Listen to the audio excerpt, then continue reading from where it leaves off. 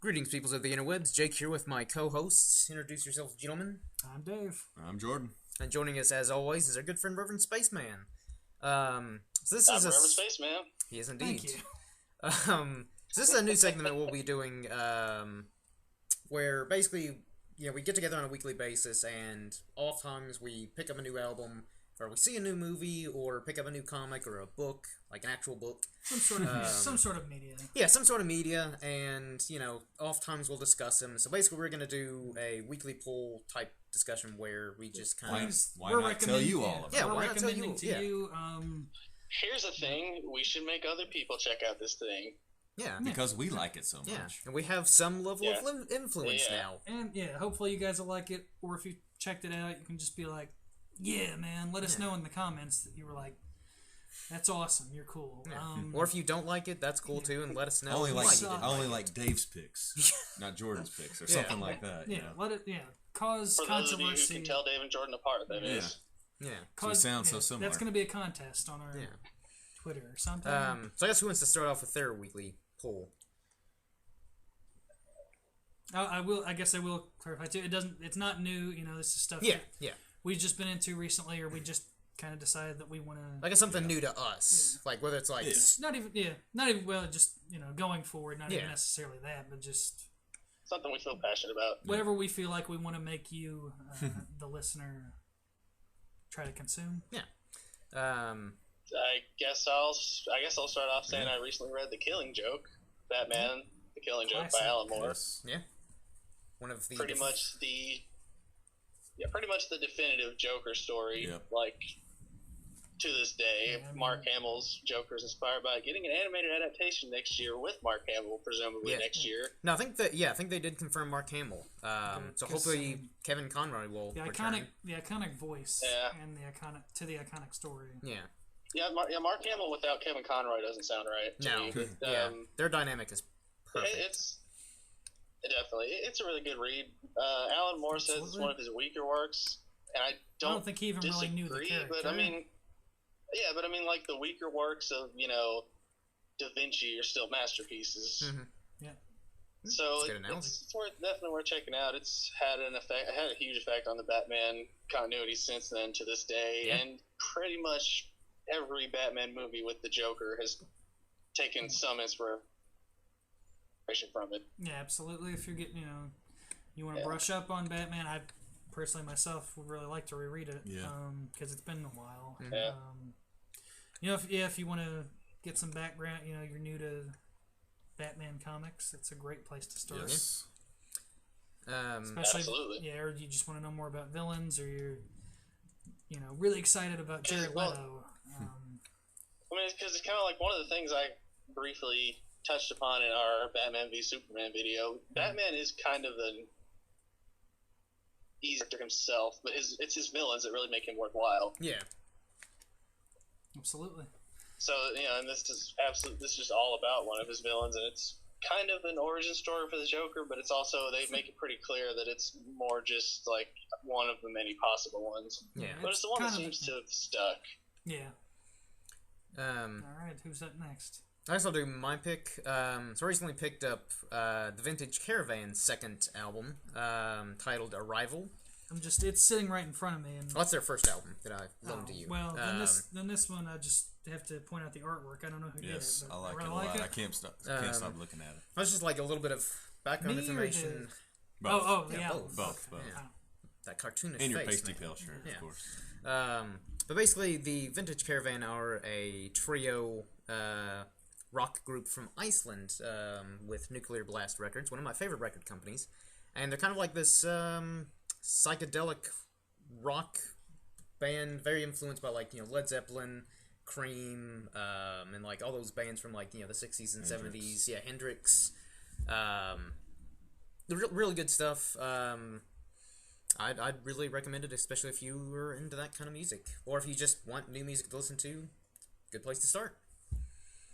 Yeah, I'm looking forward to listening to their first album. So, all right, I'll go with mine. It's a real book. We talk about comics a lot. It's someone put on their big boy pants today. I did. It's how do you embarrassing even how long it write took a me to read book it. without pictures?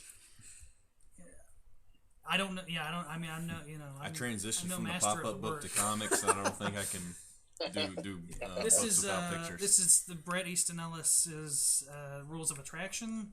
It's probably isn't one of his more famous ones. Being the ones that made movies. American Psycho, probably being his most known work. But it's actually the first thing I've ever read by him. As much as I try to read real books, I haven't read a lot of big writers or the classics or whatever. But I liked it. There aren't even chapters or anything. It really just switches between the points of views of these characters at this liberal arts college. It's definitely, it seems like it just felt like a really real representation, sort of a snapshot in time.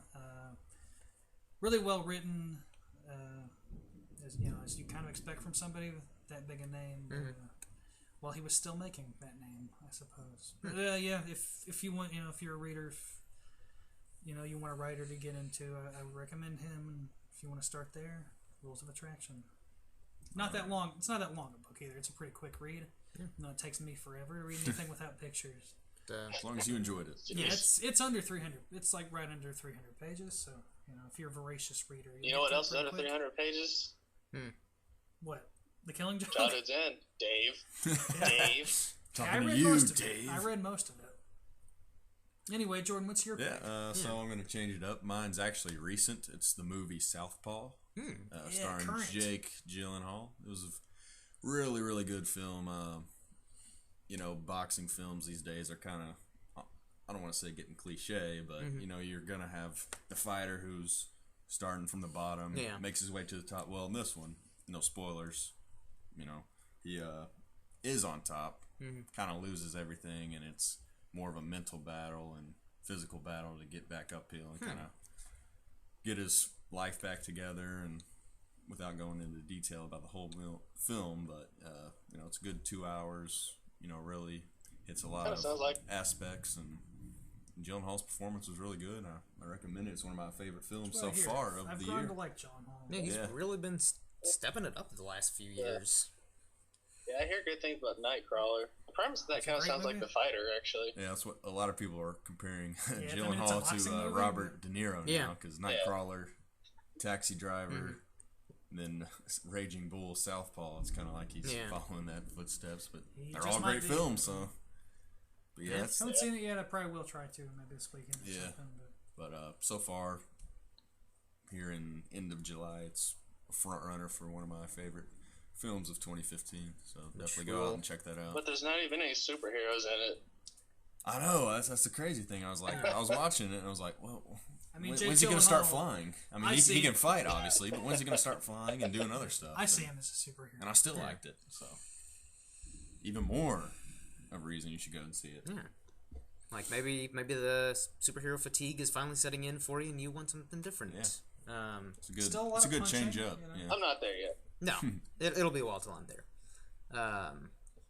I knew it would be a good film, but it just kind of, I don't know, really kind of took it to the next level, in my opinion. All right, any other closing statements before we end this video? Or this new segment? Check out anything Alan Moore has done. Yeah. Check out everything that we recommend to you from now on. Yeah. Watch movies, read books, read comics, listen to music. We like to think we have good taste. Yeah. Oh, I know we have somewhat decent taste. Yeah. I would like to think so. But yeah, hopefully you enjoyed this, and if you enjoyed enough, we'll make it a regular thing. And even if you don't enjoy it, we'll probably still make it a regular thing. Yeah. To give you all recommendations on things. We may not have liked these recommendations, but we'll recommend different stuff the next time. On a weekly basis. So I'm feel free to saying the Killing Joke. Fair enough. It's iconic. But yeah, so keep tuning in for the channel for the weekly poll, and for comics, movies, actual books, probably won't be albums. Probably won't be a lot of those, honestly. But there will be some.